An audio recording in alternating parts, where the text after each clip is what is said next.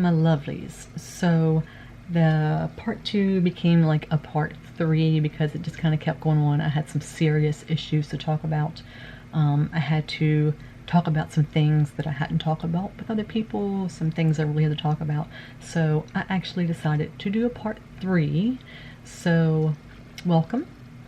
Thank you for joining me, and I did this at the end of the video, so there is a part 3, so I'm going to divide it in the middle. So welcome to my channel. My name is Jenny, and let's get on with the video.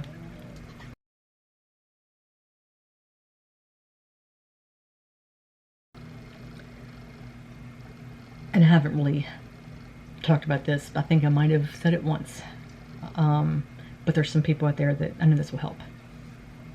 So, okay. A lot of people know this in my life, a lot of people don't. Okay, so here we go. Well, I was married to my first husband toward the end of our relationship.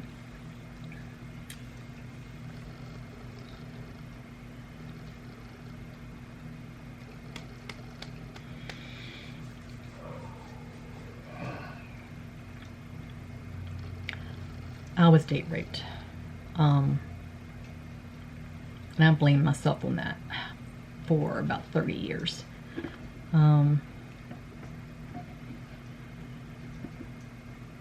Because he scared me into thinking that I wanted it.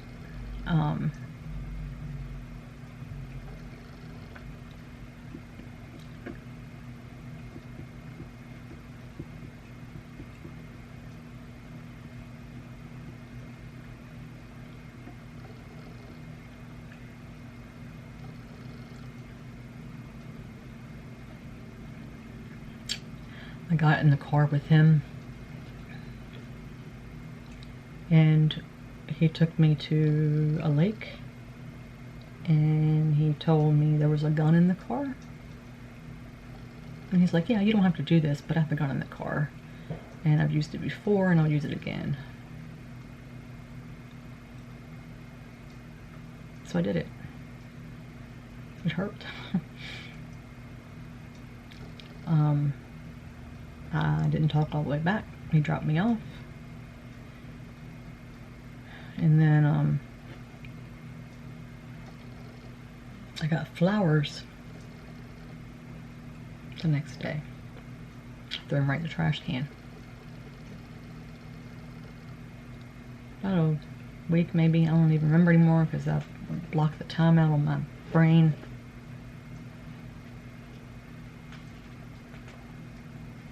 He came back to my apartment, and my husband was at work, and he knew that. And he said, here's some more flowers. Brought them to me. They were roses. Maybe that's why I can't stand roses. Never really thought about that till just now. Red roses. God, I just literally just now remembered that. Talking about that, I just now remembered that. And he said, I need to take you somewhere. And I'm like, no, I can't. He's like, you need to go. So he buckled my seatbelt.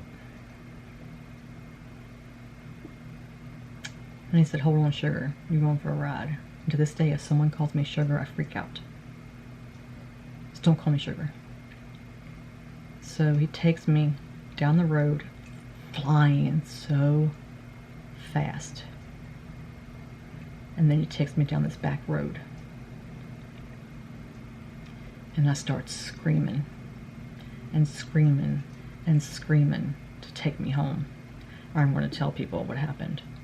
And I kept screaming and screaming, and he just kept saying, buckle up, sugar, buckle up, sugar. And I was already buckled up, you know. And I'm like, just please take me back, just please take me back, please take me back, or I'm going to tell, I'm going to tell, I'm going to tell. And he took me back. And then, I'm not done. My first husband and I used to have parties all the time. Used to play quarters. I don't know if you know what that is, but it's where you have alcohol and you bounce the quarter in it, and whoever, you can tell how to drink, you know, if you got the quarter in. We used to have a guy that swapped the quarters. he showed up one day, and my husband didn't know what was going on, you know. Like I said, this was like the end of our relationship when this was happening, so we just kept having parties trying to like put everything out of our mind. He showed up, and he's like, "Oh, come in." And he said, like, "I'm gonna have your wife." And the camera's gonna stop, and we'll turn it back on. And he literally said, "I'm gonna have your wife." And I'm like, and thank God my husband was drunk and he didn't understand him. And I said, "You gotta go. The party's done. We gotta go. Gotta go." And thank God I got him out and never saw him again.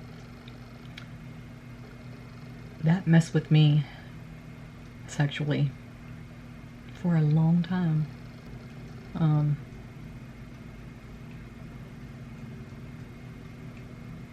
So you guys out there, don't ever blame yourself, because I did for years. I had people call me a slut. I had people tell me I wanted it in my family. I'm not gonna say who. I had people tell me that it wasn't a rape, that I went out on a date, that I teased him, that I led him on, that I was a sexual tease, that I was a DICK tease. I deserved it. I was told that for years. It wasn't until I saw something like on TV, a movie, something, maybe like a Lifetime movie or something, where someone was date raped. And I was like, that happened to me. Did I press charges or 30? No. It was so many years. Like, that happened when I was like 19 or 20, like 19, I think. And I came to the realization about it when I was like, I don't know why I said 30 years. It wasn't that long. I think I was, before I met Mike, so I was probably, it was probably like, it wasn't quite 10 years. So it wasn't as long as I thought it was. But I didn't accept it until I had met Mike. Like, I still blamed myself. Like, I knew what it was, but I blamed myself until I met Mike. And I really didn't talk about it until the last couple of years, as far as like telling other people and things like that, until the last couple of years when a friend of mine told me. And when she told me, I told her. So it was like I didn't really talk about it. So I'm talking about it to you guys, because if you are in that situation, please get help. Please talk to a therapist. Do not blame yourself, no matter what the circumstances. Even if you do have a few dates first and everything's going fine, and then something gets forced upon you, please tell somebody. Even if it's a friend, just please tell somebody. Don't do like I did and think that you're at fault, because you're not at fault. So yeah, that led to a lot of problems with things. And like I said, I went through a bunch of different, once I was diagnosed, that never came up into conversation. I never told the doctor that. So I think that led into a lot of my swings back and forth, back and forth, back and forth, my rapid cycling. It led to the PTSD that I got from my cancer. I think that kind of trickled in a little bit. But I've never told the doctor. So if you're watching, that might have something to do with it. I don't think my doctor watches, but if you are, maybe we need to talk about that a little bit. Maybe I better tell her next time I talk to her in a couple weeks. I might need to do that. But that probably does have something to do with my PTSD a little bit. But anyway, getting on to, I'm going to get off that right now, because if not, I'm going to kind of get back into that, and I don't want to dwell on that. I just wanted to talk to you guys about it. And, but when I finally got on the correct drugs and then I got cancer, like I said, so they had to change a few things. The insomnia kicked in from chemo, because the depression got so bad toward the end. I mean, I accepted that I had cancer because I thought that was my way of being able to help other people, and I still think that. So I don't like blame anybody. I don't think that it was wrong for me to get it, because it's my way of helping other people. The person that I talked to beforehand that had it, I think that she was probably led to help other people, just like I'm led to help other people. My husband's mowing again, so I'm checking. But I think that things happen in our lives for a reason, and I think that was the reason, you know, so I could help other people. I really do believe that. Just like with mental health, it probably happened to me because I was meant to help other people, you know, and I'm hoping I'm helping some of you guys. I hope that I'm helping someone out there with my messages. I put a TikTok on. If you guys follow me at TikTok at Jenny_Survivor, it's down below. I've done a couple mental health videos over there. I'm trying to do more on there. I did two breast cancer ones, a mental health one, and I just did another mental health one. It's a little violent, as far as like, not violent, but it's a little more, what's the word I'm looking for? I don't know the word I'm looking for. It's a little more out there. It's not like calm like this, let's put it that way. Some language in that one as far as the music I chose. So you might want to go look at that and kind of get like a little bit of a headspace that I'm in when I did that video.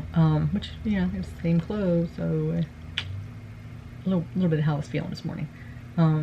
Anyway, going on, I was going through chemo, and like toward the end of my treatment, the insomnia really kicked in because, and I still have this to this day. I still want to go to bed at like 4 because like I don't want to go to sleep, like because I might not wake up. I have that fear that I might not wake up. And then I don't want to, how do I explain this? I don't want to go to sleep because I'm scared I won't wake up. But I'm scared of waking up because I don't know what the day's going to have. I don't know how I'm going to feel. I don't know what's going to happen to me.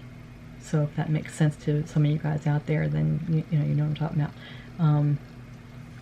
So it's like I stay up till like 4 until I can't hold my eyes open anymore, until literally I fall asleep on the toilet. I fell into the wall one day doing that, or I fall asleep washing my face, or whatever the situation may be. I've tried many of sleep medications. Ativan, that made me work for, it might have worked for a couple months and it stopped working. Klonopin, let me pee the bed. It really did, it made me pee the bed.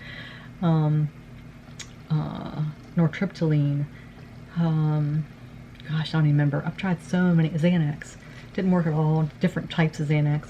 All these medications to help me sleep, and none of them worked at all. So they just kind of gave up on that because some of them would work, but then I'd have like a hangover the next day all day long. So they were like, yeah, that's not going to work. CBD oil helps, but I can't find one that agrees with me. So if you guys know of any companies that might be giving samples out, please let me know, because I don't want to buy anything because it's expensive that doesn't work. So I'm trying to find a company that might send some PR my way, because I want to be able to try it first. I did try one, but it had peppermint in it, so that wasn't, it worked during the day, but then I'd be too drowsy during the day. So I'm trying to find someone that might be able to help me with finding some kind of CBD oil that might help at night, or CBD something that might help at night that I can maybe try to get to sleep earlier. But yeah, they finally found a combination that worked, and then I was diagnosed with temporal lobe epilepsy, and when they suspected it, they were like, oh yeah, you can't take that antidepressant because it can't be used during epilepsy. And I was like, I've been on this for a long time, so what am I going to do for the depression part, you know? And they said, you have to stop cold turkey. Do not stop cold turkey when you're taking Wellbutrin. Don't do it. I went into this withdrawal where I was in the middle of the room and I thought people were around me out to get me. I was freaking the crap out. It was really bad. Like really bad. My husband's coming in, I think. No, there's somebody out there he's talking to. Anyway, so sorry about that.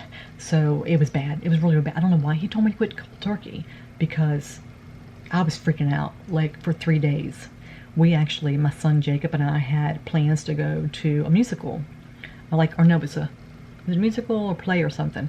And I had looked forward to this for so long, and I hid in my bedroom all day. Like, I slept for hours and hours and hours and hours. I couldn't wake up. And then when I woke up, I went and hid in my bathroom because I was terrified to come out of my bathroom. And I asked him, I'm like, why didn't you wake me up? He's like, I tried, you know. I was terrified to come out of my bathroom. And like the next day, I couldn't go to the bedroom. And then the next day I was sitting in the middle of the living room floor freaking out. It was bad. It was really bad. So I went to the doctor. I'm like, why'd you do that to me? And he's like, well, we had to make sure we got it out because you kept having seizures. I'm like, don't do that. No, don't do that. Taper it. Don't do that. So anyway, they put me on one and it wouldn't work. So they put me on the other one. So now I'm trying another one. And today I was in a pretty decent mood. Yesterday I was in a pretty decent mood, but it's like up here. And I'm hoping it'll taper off, you know, because I was really hyper again this morning, like bouncing off the walls. And I'm finally calm right now when I'm talking to you guys. So, you know, I'm hoping that I got all my doggies. I got Sophie laying over here. I got Roxy laying in the bed up there. I got Cassie laying over here, and I got the cat laying down here, and they're all calm. So maybe, you know, I can be like them and get calm. But I'm just hoping that this helped some of you guys. I probably left off some stuff. I don't know. If I did, then I'll probably talk about it like in an upcoming video. But I'm hoping that by me being raw and honest and coming out with some things and trying to, in these last couple of videos, by trying to remember things and go back and tell you what happened as I was growing up. You know, I still like, I'm trying to get over this need for approval. I try so hard. And as far as like this numbers game that I talked about the other day, as far as like on Instagram, it's not that I'm trying to get, even though I'm trying to get that approval, the reason I'm trying to get to that 10K, this is the reason, okay? I didn't talk about this. I know Ashley was talking about in the comments about the reason I'm trying to get to that is because when you get to 10K, you get a swipe up on your stories. And even though I have a link tree that you can go to, and you can see the different links I have that lead to the different, you know, different links that I have from companies, and some I have commission and some I don't, letting you know that up front, because I like to help my husband out somehow, because he spends this money on the stuff that I get. So I'm trying to help him somehow, you know, with some of these brands, by helping to get a little bit of commission to help me buy this stuff. But when you hit 10K, you are able to get a swipe up link in your stories that you cannot have. Some people don't want to go to your bio and go to your link tree and click on that link and do the shop. They don't want to do that. When you hit 10K, you get a swipe up that goes right to that link. So that's something that I'm trying to get toward. And you also have more companies see you. So by getting more companies see you, then you're able to get more discount codes for your followers. Because some things I can't get discount codes for. I might have a link, but I can't get discount codes. So I'm hoping to get more discount codes for you guys. Some bigger discount codes. I just got I went from a 10 to a 25% discount code on brows. And I'm trying to do that. I'm trying to get bigger discounts for you guys. Because the bigger and more discounts I can get, then the better it is for you guys. Plus I can get more PR, which helps my husband. If I can get more free stuff, if it's good. If it's not good PR, I don't get it. I don't want it if it's gonna be crap, you know. And if it is crap, I tell you, you know that. If it's gonna be crap, I tell you guys. So that's what I'm trying to get. That's what I'm trying to accomplish. But some of these followers are just fake followers, you know. They don't stay. If they don't stay, they're not worth keeping.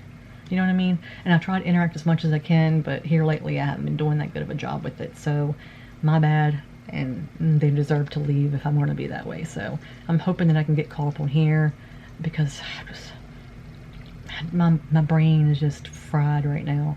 So please bear with me, and I'll work my best to try to stay kept up. And I'm doing as much as I can do right now. So please bear with me. And if you've made it to the end of this video, congratulations that you put up with my bullcrap along the way. And I'm hoping, guys, that I can get back in the swing of things and get better. I do have an Ipsy unboxing over here, as long as I don't see my husband walk up through here, because it's getting late. It's almost 7 o'clock, and usually he comes in between 7 and 7:30 when he's doing yard work. So I'm hoping I can get this Ipsy bag unbagged. I'm hoping. Fingers crossed. So if you see this makeup again in the little story, you know, little thumbnail that's not mental health and Ipsy, then you know it's this month's, because last month's got messed up, which you'll see in the Ipsy video. Guys, thank you so much for being my outlet. Thank you for listening to me, for loving me, supporting me. If you haven't become one of my lovelies, please consider subscribing. You get a mixed bag with me. You get this kind of video. You get makeup unboxings and talking about different makeups, skincare and makeup. I try to do makeup looks, but I haven't done any of them for quite a while. I have so much makeup over here. So much stuff that I've been collecting. I'm starting to do like an empties pile. I need to do a haul because I've gotten so much stuff in, and I keep forgetting different things I've gotten in lately, but I need to do a makeup haul for you guys because I know you guys like stuff like that. Sorry, I keep looking down, just making sure. But anyway, I love you immensely. Love you. Thank you for taking your hours that I've been talking about this from the last few videos. Thank you for taking the time out to listen to me. I am so glad to have each and every one of you here. Thank you for literally everything. You mean the world to me. You really honestly do. I'm not just saying that. You really, really, really do. So you guys, be good to yourself. Please, please, please look out for each other. Look for signs of someone being in trouble. Don't be ashamed. Reach out for help. Call people that you haven't talked to for a while. Check in on them if you know they've had issues. Reach out through I know, because I don't like talking to people on the phone. I'm more of like a texting, messaging kind of thing. I freak out on the phone. So if you're one of them people, then by all means, reach out to people that way. My DMs are open for you on Instagram, Facebook. Just reach out if you need to talk. I'm here for you, and I love you. You guys take care of each other. Be good to each other. Stay safe, and please come back and see me again. Bye, guys.